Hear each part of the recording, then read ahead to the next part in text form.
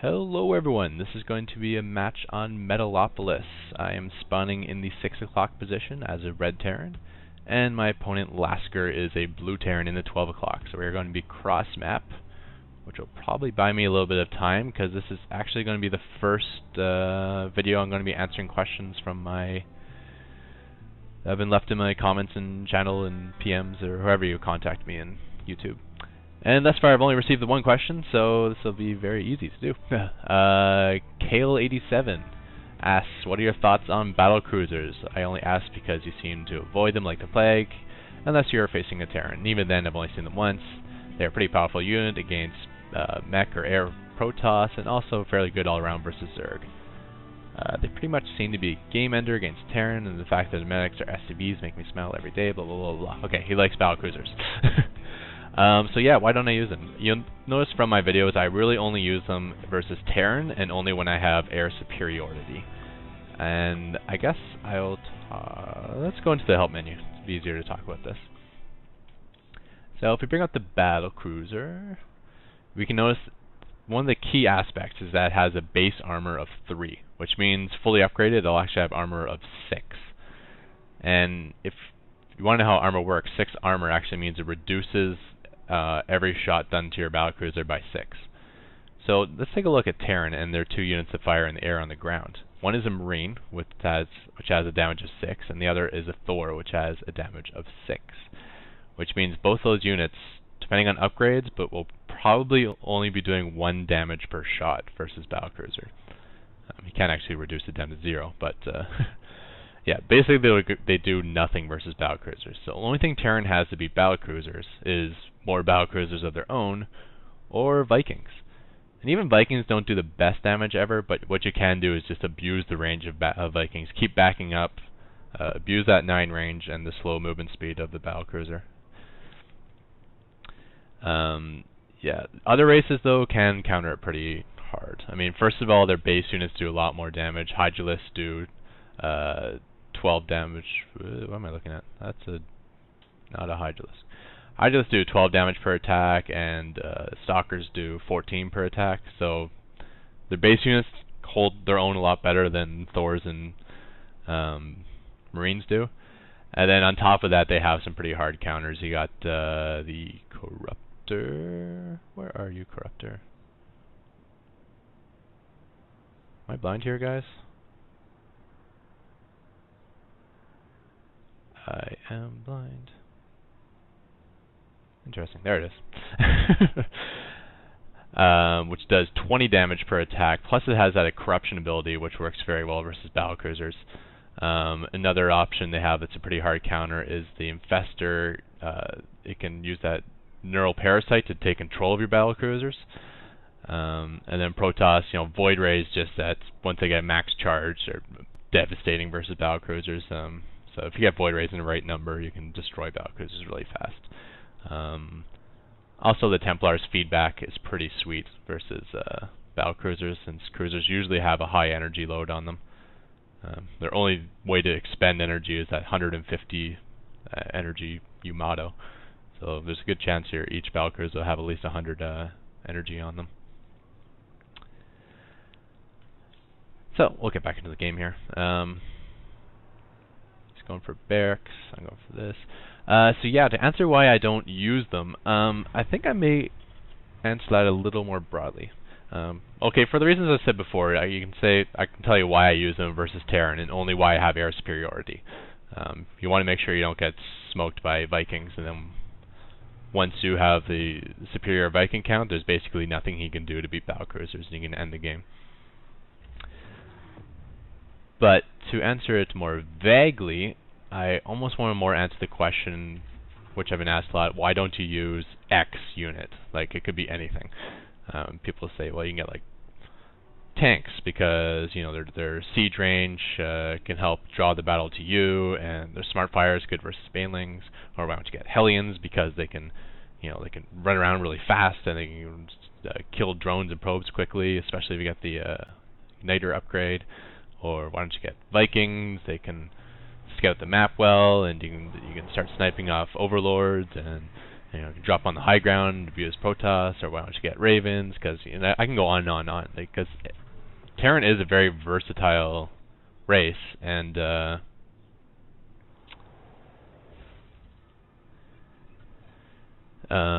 sorry, brain fart there. They're a versatile race, and like every unit has a good purpose. But I think you gotta be careful not getting caught in the I want everything strategy. Because if you build everything, first of all, you're not going to have much. You won't really have a base army if you're just building all these specialty units. You really got to think of a base army. It's like I want to go Marines, Marauders, or I want Tanks, Marauders, and Hellions, or I want Banshees and Vikings, and that's going to be my base. The other thing is it's hard to macro all that. If you're building everything from every building and often use all these different spells and harassing over here, and each battle you need to do 5 different things. Once the battle starts, you need to throw down a point defense drone and hit EMPs on this way and snipe that guy, and it can be difficult to handle all that. If you're a pro and you can do it, hey, more power to you. And then of course the other reason is you want your base army. You just want some ball of something powerful, so you won't get overrun. You can't just like go teching towards every single route. And then what you can do from there is once you get comfortable with your core group, you can start experimenting with adding different things in.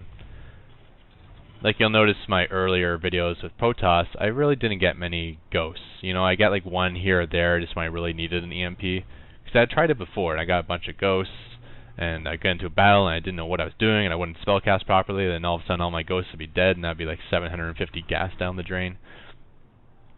So I've been experimenting and just been trying to get more comfortable with them, and now I feel really comfortable with ghosts, and I really add them into my mix.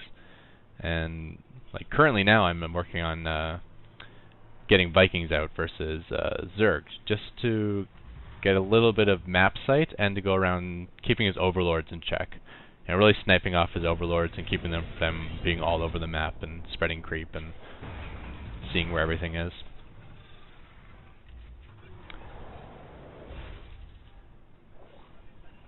And yeah, I think I've more or less answered that question. Another question I got was from Conago. You can notice let me go back to the game for a moment. You can notice we both went the 1-1-1 build. So I got my early starport and I'm getting out siege tanks with siege. I'm also ready to expand. And my opponent also went 1-1-1. He's getting looks like tanks and medevac and Vikings. So a little bit of air support and a little bit of drop ability. I built a reactor on my barracks just to transfer my starport over to. But first I built a Viking with my starport. And that's just to get in here and scout. I think the medic just showed up for a split second, but I didn't see it. I was ahead of this Viking, so I thought I could get the kill, but now that he's repairing it, that's not going to happen. So now it's get the heck out of here before I lose my Viking. It looks like I was 1 shot away. 14 damage per shot? Yep. 1 more shot and he got me.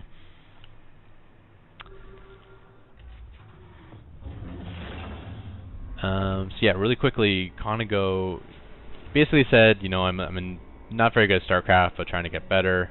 You know, you're low APM, I'm low APM, so maybe you got some tips for me if I can send you some replays. And the answer is yes, and yes to everyone. I'm actually looking, like I'm actually going to watch your replays and send you a message, but what I want to do is get a base of lower level replays, because I really want to do a video on kind of the key mistakes I find lower level players make. I know your mistakes, but just key things you can change to like almost instantly get yourself to platinum. Come on, I got people bashing my videos all the time because I'm totally skillless, and it's true, I am. There's a few basic macro things you can do to make yourself really competitive at the high level and really be able to beat up anyone else at a lower level. And I'm not quite sure how I want to do that for a video format, so I may want to use replays and just kind of go over changes I would make. So if you guys have lower end replays and want to send them to me, that would be great. I'll try to make my email public on my channel. If that's not possible on YouTube, I'll just put my email address in the description for this video. And then, yeah, depending on how I would make this video and how long it takes to piece it together, probably 2 weeks-ish, I'll have it out. Yeah, big micro mistake there. I'm not quite sure what happened. But yeah, I pulled out my SCVs for no reason. Now I gotta figure out how to get them back to 3 on each of these guys.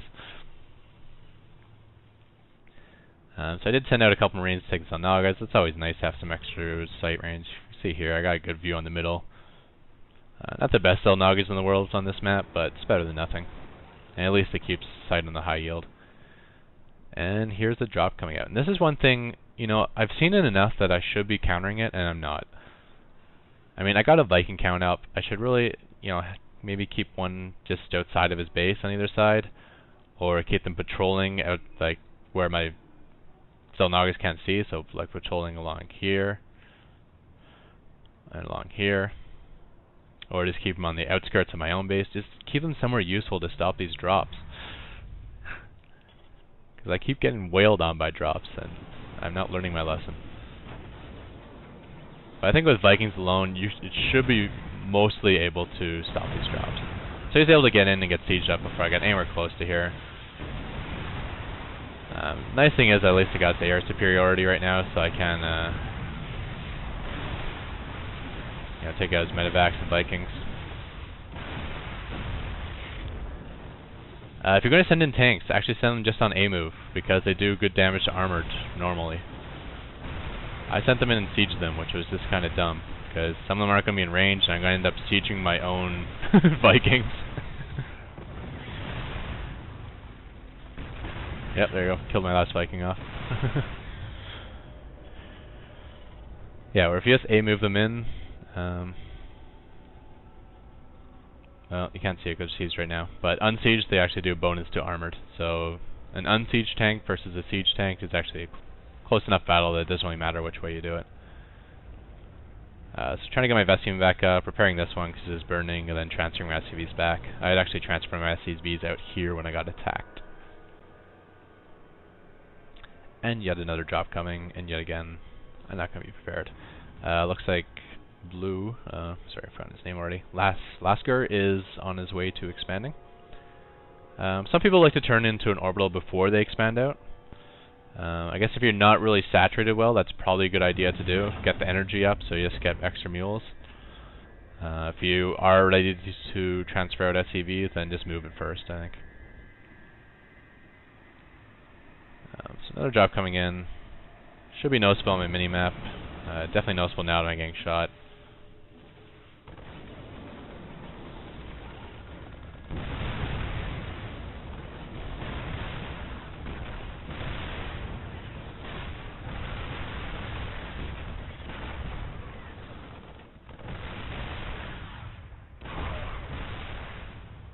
So again, looks like I have to worry about all this stuff.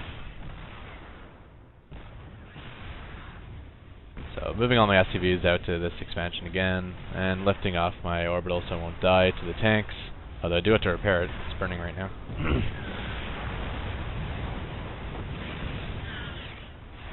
And even though I lost all my Vikings, I still got air superiority because he's been going heavy on medevacs. I don't even think he has an add-on yet. Oh, he does. He's got a tech lab. And an early fusion core. It looks like he's going for early battlecruisers. He's unsieged, which is a good thing to do versus Vikings that can drop on top of you. So I just try to bait him back towards my tanks. And I'm like, whatever, good enough. I'll finish you off my Vikings now. Kill the weak one first, then move on. And this tank is actually blocking me from landing my orbital, which is kind of weird because I sieged it up while my orbital was still landed. You'd think the space would still be there.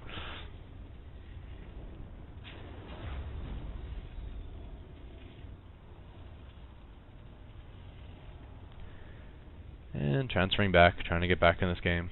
See how it is economy-wise. I do have an SCV count advantage, and he's probably lost a lot more army than I have, 1,000 more, but I'm sure he's got more income during that time. You shut down the space a couple times on me.